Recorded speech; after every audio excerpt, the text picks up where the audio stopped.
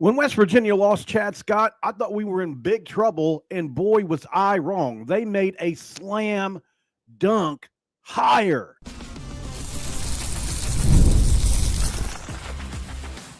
You are Locked On West Virginia, your daily podcast on the West Virginia Mountaineers, part of the Locked On Podcast Network, your team every day. What is up, guys? Welcome back in. My name is Mountaineer Paul. I am your host, and this is Locked On West Virginia.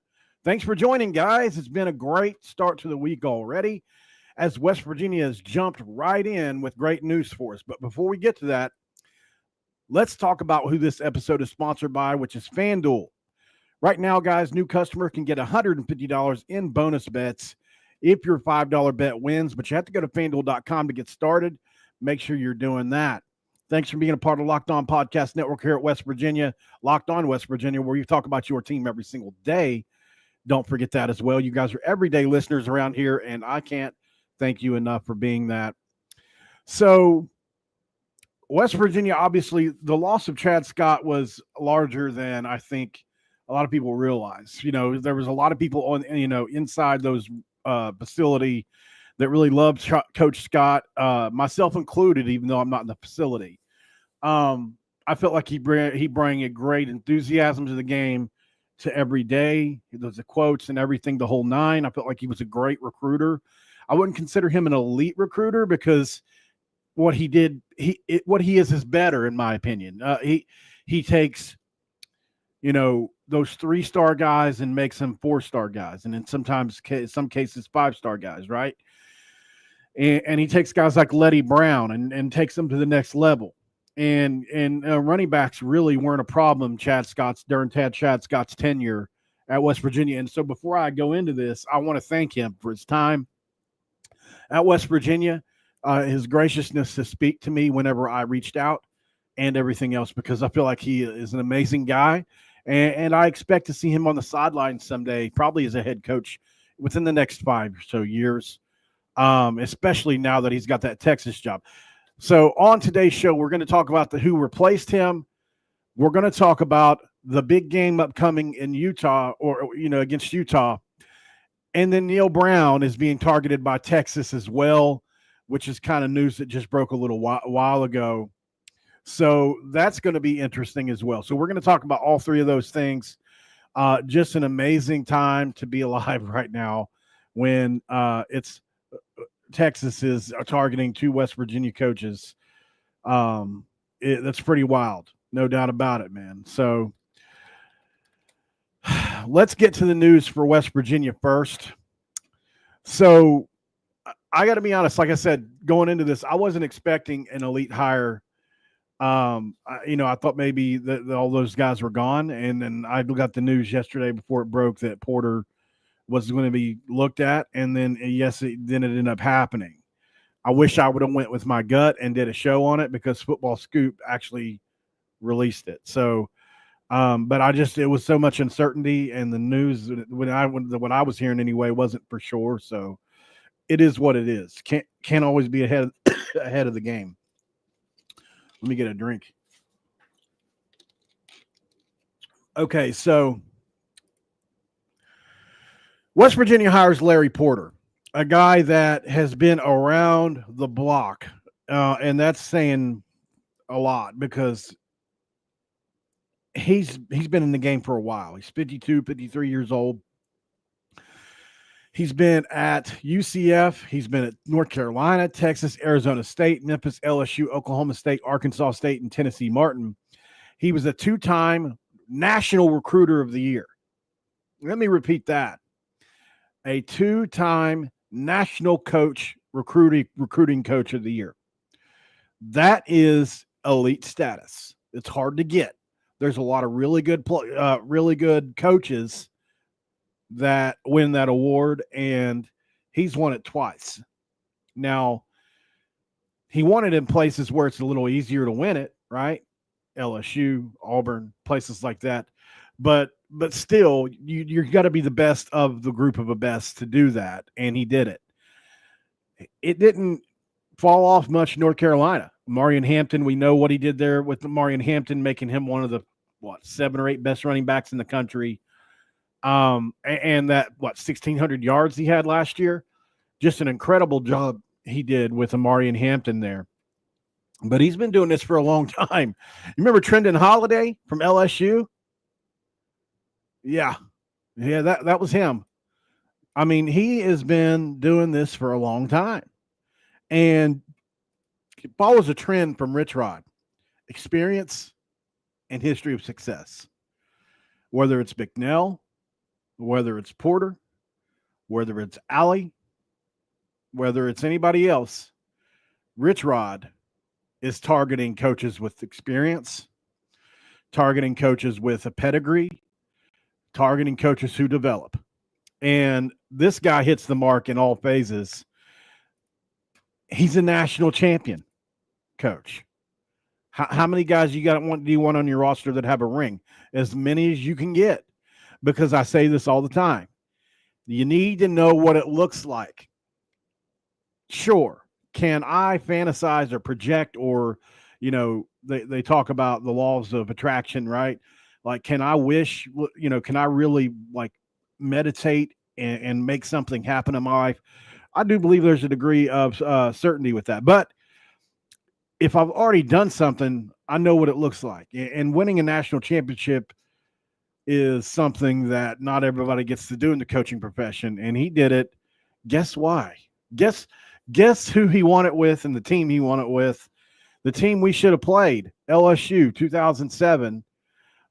Pretty crazy how the world turns. I went and looked at that. I was like, we had to look twice, because that 2007 LSU team was not West Virginia good. And I would love to talk to him about that, because that's a conversation I just would enjoy having. And I sometimes wonder, since yesterday, if he and Pat White will talk about that, if that's already been broached or if they've even thought about it. So, so if you didn't know, now you know. So who has he coached and where has he coached? Well, we kind of touched on that a little bit. So we talked about Auburn, UCF, North Carolina, Texas, Arizona State, Memphis, LSU, Oklahoma State, Arkansas State, Tennessee, Martin. Thanks to Keeman Cummings for those. Obviously, we know Hampton rushed for over 1,500 yards, 15 touchdowns in 2 seasons in a row. He had almost 1,700 yards this year and 15 scores this past year.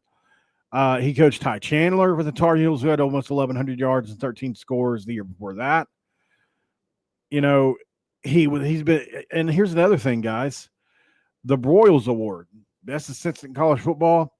Yeah, he's been nominated for that as well, after Elijah Hood and TJ Logan were selected in the 2017 draft after 1,508 yards and 15 touchdowns. He's produced a ton of NFL draft picks. Jacob Hester, that 2007 LSU team. Joseph Adai, who was an Indianapolis Colt for a long, long time. Quinn Johnson, Charles Scott, Trendon Holiday, Stephen Ridley.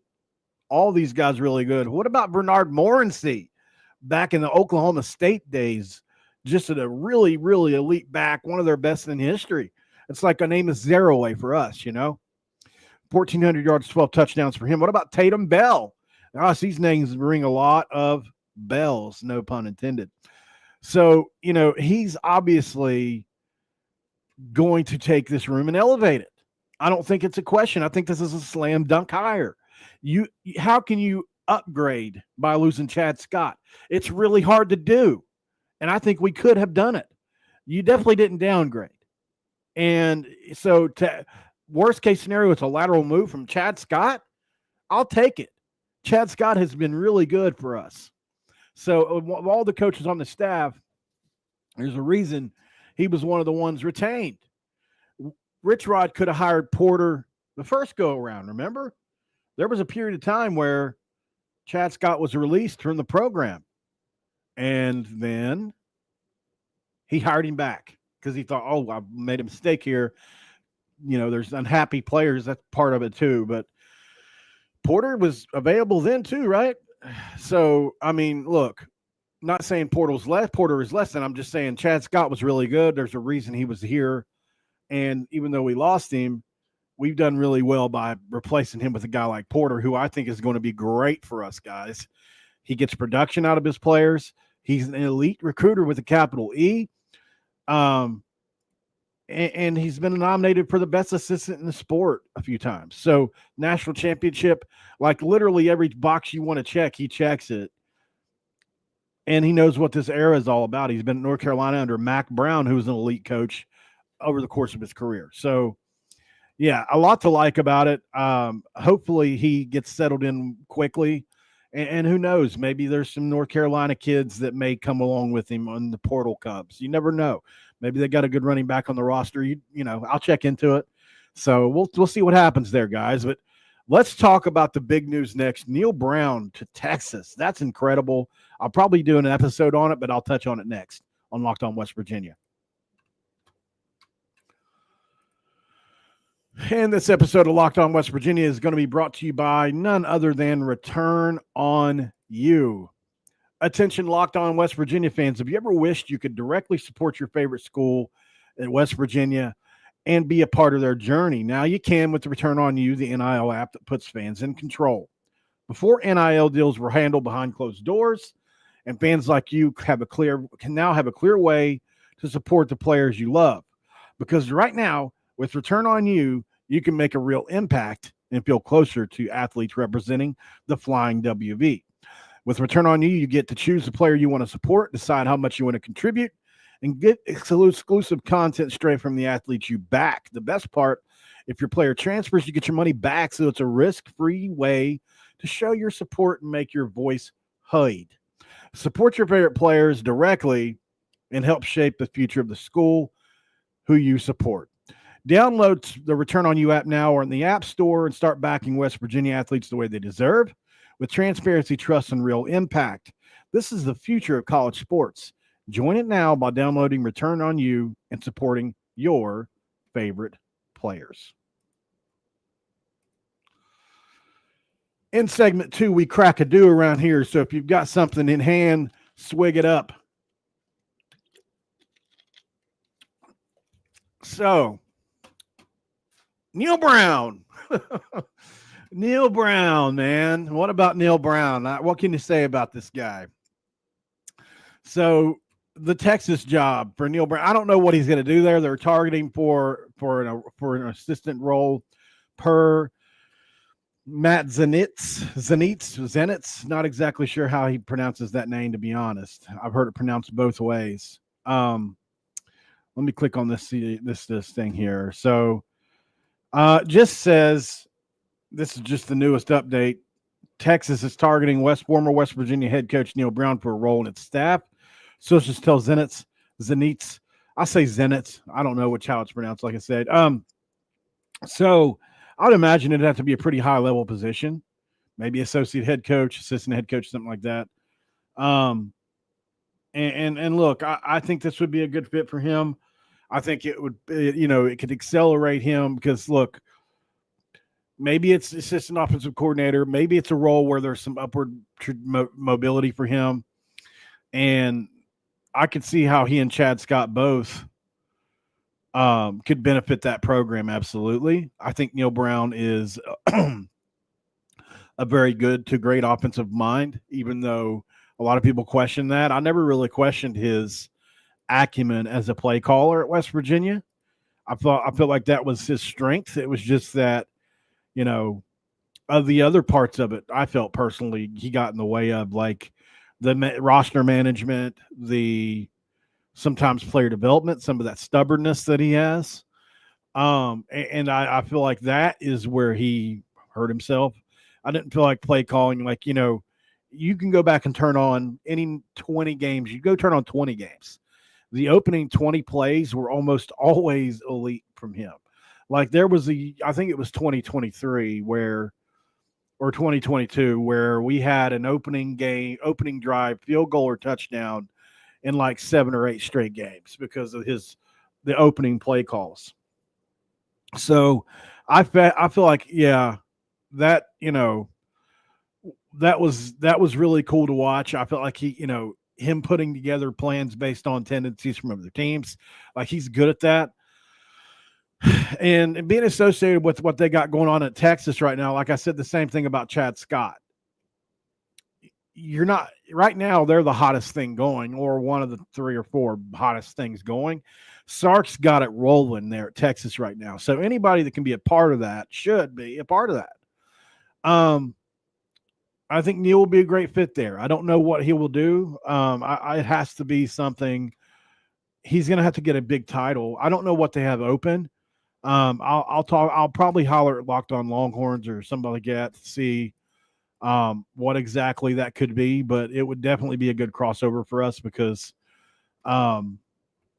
Neil Brown is a guy, like that we have a lot of interest in, even though he's not with us anymore. Some wish him the worst, some wish him the best. I follow in the middle. I feel like I want him to do well, as long as it doesn't hurt West Virginia. So this is that same kind of deal. So good luck to Neil Brown. I think Chad Scott probably put a good word in for his buddy here after he got that job, and why shouldn't he?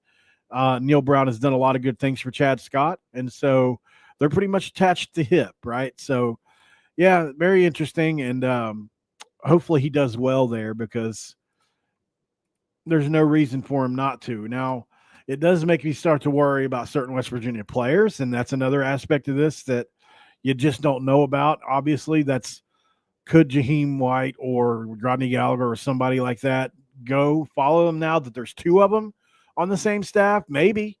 I think it's late in the game, but we'll find out because the next portal window is going to open, and I'm sure that it wouldn't hurt Neil Brown or Chad Scott's feelings to take a guy or 2 out of West Virginia. So let's see what happens there, because we were talking about Chad Scott. That's one thing. Neil Brown and Chad Scott together, well, that's a whole heck of a lot other than that. So it's scary to think about, but we'll cross the bridges there when we come to it. As of right now, nothing's happening. And look, these guys are investing in West Virginia throughout this spring and into the summer. So we'll see. I think we're going to add to the running back room anyway. Rich Rod's already mentioned that. And why not? Like if we lose a guy like Jaheim, that gives us a lot of free cap space. Yes, I use the word cap space in college football to go out and get a really good player. It is what it is, right? Let's move on, guys. West Virginia obviously has a big game coming up, and I know a lot of people are down on the Mountaineers, after the loss to BYU, myself included, one of the worst games of the year. I think there are certain teams that are bad matchups for us, and BYU at home was a bad matchup for us the other night. I still feel like the officiating put us in a handicap even more so than we already were. But tomorrow at 9:00, we're going to face a Utah team that we should be able to beat even on the road. And Josh Eilert being associated with it is just adds another layer to it, a layer of pressure, a layer of intrigue, a layer of I'm sure he wants to beat us, a layer of does he know our roster just being affiliated with the program? I don't know. I think he would have probably had a play effect in the first game if he did. Somebody brought that up to me, asking me the question earlier yesterday, I think it was, and I thought about that for a little bit, and I thought, well, no, because had that been the case, then the first game would have probably played out a bit different. Obviously, he doesn't know the play calls or the plays, or I don't even know in basketball if it matters as much, because it's not exactly like football. If you know the play, you can stop it. In basketball, like if I know Steph Curry is going to run off these screens and shoot it, it's just on me to stop it. Doesn't mean I necessarily can. So I think this is a game West Virginia can win. Obviously, it's a game they can also lose. And I'm a little – because that Utah game, the score is not indicative of exactly how things played out, in my opinion. And I think that while we're the better team, if we don't come to play, we could lose the game. And that's a scary thought. Absolutely a scary thought. So, yeah, I think we need both these last 2 games to be 100% sure on the West Virginia Mountaineers getting into the tournament. Let's go to a quick break, guys. And on the other side of the break, we'll put a bow on this one. Somebody just brought something up about Neil Brown that I totally forgot about. We'll talk about that next. Stick around. And this episode of Locked On West Virginia is going to be brought to you by none other than FanDuel. We love FanDuel around here. I don't know about you guys, but I do the FanDuel thing here and there. When the game tips off, the NBA action is just getting started, and there's no better place to get in on the action than FanDuel, America's #1 sportsbook. With FanDuel, you can place live bets throughout the game, so even if you miss the opening tip-off or want to bet on that fourth quarter comeback, you can stay in the action. And if you're looking for a bigger payout, you can even combine your live bets into a same-game parlay. I love using FanDuel's live betting feature because it keeps every moment of the game exciting, whether I'm backing my team for a late-game pep rally or picking a player to hit a clutch three. I never feel like I've missed my chance. Plus, the app is easy to use, and that's an important part of it. And then when you get paid, you will get paid. When you get paid instantly. Right now, new customers get $150 in bonus bets if you win that first $5 bet. Make sure you go to FanDuel.com to join today. That's FanDuel.com for your one shot at $150 in bonus bets. Make sure you do that and make every moment more with FanDuel, an official sportsbook partner of the NBA.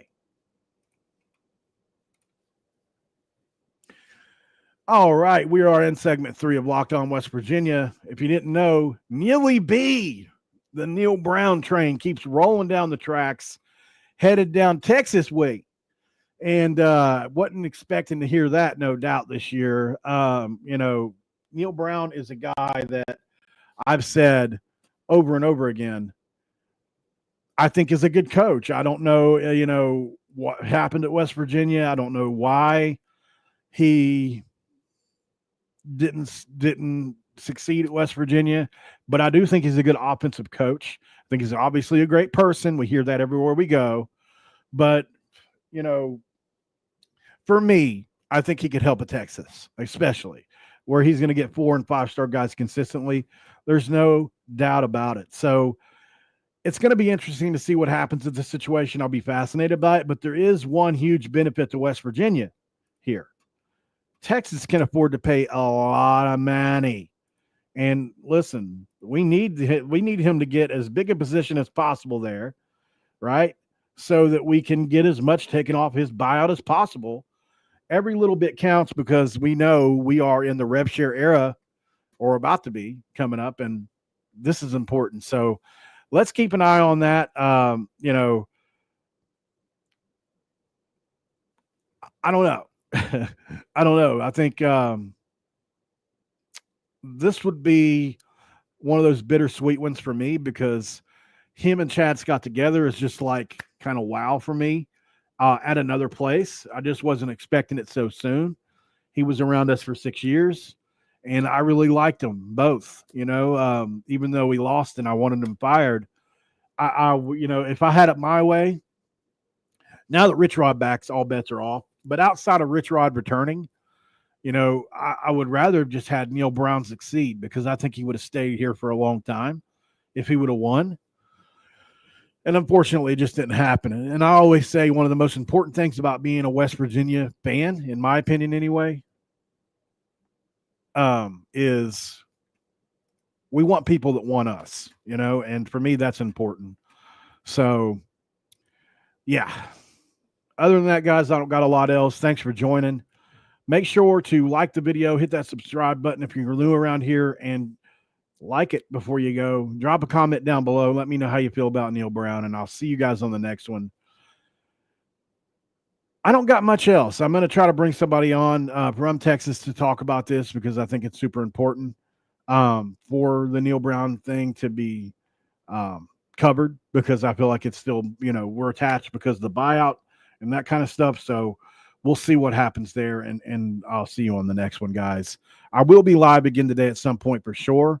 Just got to figure out which direction I'm going to go. If Neil Brown gets hired by Texas or that becomes final, expect me to be on again.